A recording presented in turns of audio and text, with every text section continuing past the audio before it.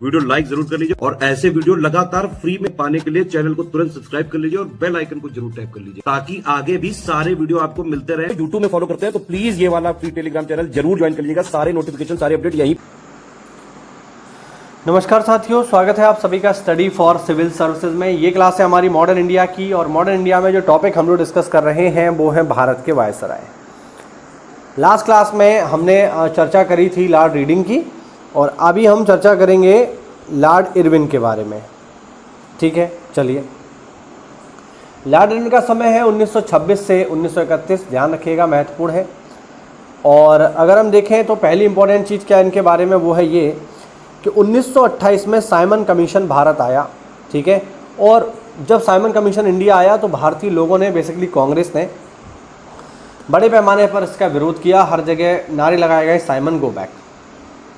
Question उठता है कि इसका विरोध क्यों हुआ, तो उसके पीछे लॉजिक बहुत सिंपल है, क्योंकि साइमन कमीशन को भारत भेजा गया था भारत में बनाए गए कानूनों की समीक्षा करने के लिए कि 1919 के अधिनियम के अंतर्गत जो भारत में कानूनी सुधार हुए हैं उन सुधारों के अंतर्गत भारत पर कितना असर पड़ा, इस चीज़ की जांच के लिए एक आयोग बनाया गया।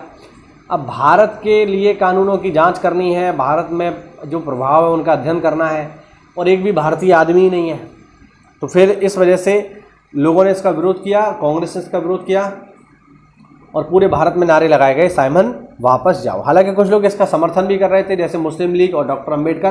डॉक्टर अंबेडकर साइमन कमीशन के सपोर्ट में थे, ये हिस्टोरिकल फैक्ट है, ध्यान रखना है इसको। और हम देखें तो भविष्य में भारतीय संविधान की रूपरेखा तैयार करने हेतु लखनऊ में सर्वदलीय सम्मेलन 1928 में बुलाया गया और बाद में एक कमेटी बनाई गई जिसके हेड बने जिसके हेड बने मोतीलाल नेहरू। इस आयोग में, जो आयोग बनाया गया था, जो कमेटी बनाई गई थी, इस कमेटी में मोतीलाल नेहरू के साथ उनके पुत्र जवाहरलाल नेहरू भी सम्मिलित थे। देशी रियासतों के साथ संबंध में हार्टोंग बटलर समिति की नियुक्ति की गई 1927 में, याद रखना। ठीक है, इसके अलावा 1928 में कृषि से संबंधित रॉयल कमीशन की भी नियुक्ति की गई, याद रखना। लाहौर के सहायक पुलिस अधीक्षक जेपी सैंडर्स की गोली मारकर हत्या कर दी। ठीक है, और दिल्ली विधानसभा के कक्ष में बम विस्फोट किया 1929 में। लाहौर षड्यंत्र केस के लंबे उपवास के कारण कारागार में जतिन दास की मृत्यु हो गई 1929 में, तथा दिल्ली में ट्रेन बम विस्फोट भी हुआ 1929 में। ये जो सारी चीज़ें हो रही हैं, ये कर रहे हैं कौन? ये कर रहे हैं HSRA के सदस्य भगत सिंह, सुखदेव, राजगुरु और बटुकेश्वर दत्त। याद रखना, यही ये सारी की सारी घटनाओं को अंजाम दे रहे हैं। और इनके साथ एक महत्वपूर्ण व्यक्ति चंद्रशेखर आज़ाद भी शामिल हैं। ठीक है, याद रखिएगा। और हम देखें तो कांग्रेस का लाहौर अधिवेशन भी इसी के समय में हुआ है, जिसमें पूर्ण स्वराज का प्रस्ताव रखा गया 1929 में। और 1930 में पहली बार स्वतंत्रता दिवस मनाया गया 26 जनवरी 1930 में, और इसी समय पर रावी नदी के किनारे पहली बार तिरंगा झंडा भी लहराया गया। याद रखना, इंपॉर्टेंट फैक्ट है सारे के सारे। सवर्ण अवज्ञा आंदोलन भी इसी के समय में शुरू हुआ है और दांडी यात्रा 12 मार्च 1930 को स्टार्ट हुई है लॉर्ड इरविन के समय में ही। लॉर्ड इरविन के द्वारा ही दीपावली घोषणा की गई 1929 में। ठीक है, याद रखना, इंपॉर्टेंट चीज़ है, पेपर में पूछी जा चुकी है दिवाली घोषणा।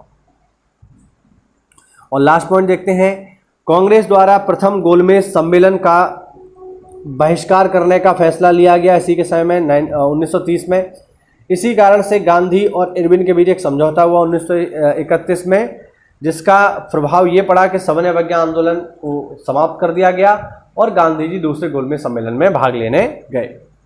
चलिए, अगला जो गवर्नर है हमारे पास साथियों, इसका नाम है लॉर्ड विलिंगडन। 1931 से 1936 तक इसका समय है। पहली इंपॉर्टेंट चीज़ इसी के समय में हुआ है दूसरा गोलमेज सम्मेलन 1931 में, जिसमें गांधी जी ने भाग लिया कांग्रेस की ओर से। और गोलमेज सम्मेलन जितने भी हैं सबके सब असफल हैं, ध्यान रखना, कोई भी सफल नहीं है।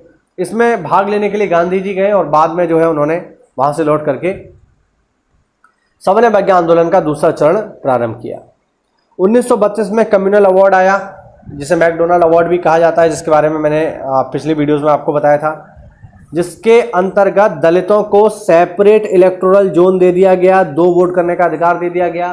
ठीक है, अम्बेडकर चाहते थे कि ये अधिकार दलितों को मिले, लेकिन गांधी जी एक कट्टर राष्ट्रभक्त थे। उनका मानना था कि दलित हिंदुओं का हिस्सा है, हिंदुओं से अलग नहीं है।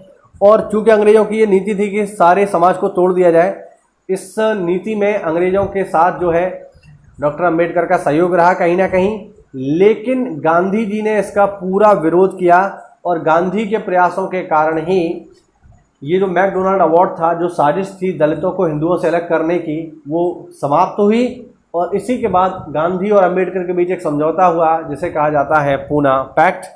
और पूना पैक्ट कब हुआ है? 1932 में, ध्यान रखना, डॉक्टर अंबेडकर और गांधी जी के बीच में। इसके अलावा 1932 में हुआ है तीसरा गोलमेज सम्मेलन, जो कि असफल रहा है, ध्यान रखना। व्यक्तिगत सविनय आंदोलन शुरू हो गया 1933 में, जिसमें पहले सत्याग्रही हैं विनोबा भावे, याद रखना उनका नाम। भारत सरकार अधिनियम 1935 भी इसी के समय में आया है, और 1935 का अधिनियम ही है भारतीय संविधान पूरा का पूरा, समझ लो, क्योंकि भारतीय संविधान का 70% हिस्सा यहीं से कॉपी पेस्ट है। अखिल भारतीय किसान महासभा की स्थापना 1936 में हुई है, याद रखना, लखनऊ में हुई है।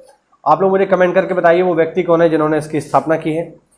जयप्रकाश नारायण तथा आचार्य नरेंद्र देव द्वारा कांग्रेस समाजवादी पार्टी की स्थापना 1934 में, और 1935 में ही वर्मा को भारत से अलग कर दिया गया। तो ये हुआ आज का वीडियो साथियों।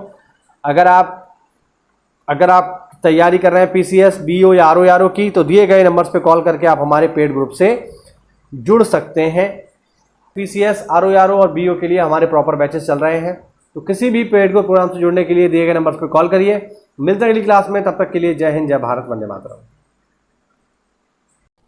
साथियों, अगर तैयारी कर रहे हो आप लेखपाल की, तो आप देखेंगे लेखपाल का पेपर बहुत जल्दी होने वाला है। उसके लिए कहीं आपको भटकने की आवश्यकता नहीं है। वन स्टॉप डेस्टिनेशन है स्टडी फॉर सिविल सर्विसेज, जहां पर आपको मात्र 999 रुपए में राजस्व लेखपाल की मुख्य परीक्षा के लिए सारा का सारा स्टडी मटेरियल मिल जाएगा एक ही जगह पर। जिसमें आपको क्या क्या मिलेगा? जिसमें आपको सारा का सारा स्टडी मटेरियल मिलेगा, पीडीएफ नोट्स मिलेंगे, रिकॉर्डेड क्लासेस मिलेंगी, और जो भी लेटेस्ट ट्रेंड और पैटर्न अभी चल रहा है आयोग का, उसके अनुसार आपको ये सारी चीज़ें दे दी जाएंगी। मात्र 999 रुपये में आप इस कोर्स को अवेल कर सकते हैं।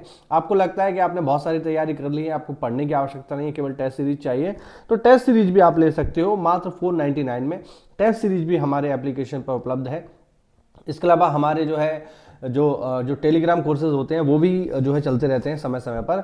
इसमें भी आपको सारा का सारा जो टेस्ट सीरीज है एग्जाम ओरिएंटेड मिलेगा, 100% रियल एग्जाम जैसी मिलेगी। तो ये सारी की सारी चीज़ें अभी जो है चल रही हैं। इसके साथ साथ अगर आप जो है पीसीएस या फिर बीईओ या फिर आरओ की भी तैयारी कर रहे हैं, तो हमारे पेड बैचेस चालू हैं। तो आज ही इनको लेने के लिए नीचे दिए गए नंबर्स पर कॉल करिए।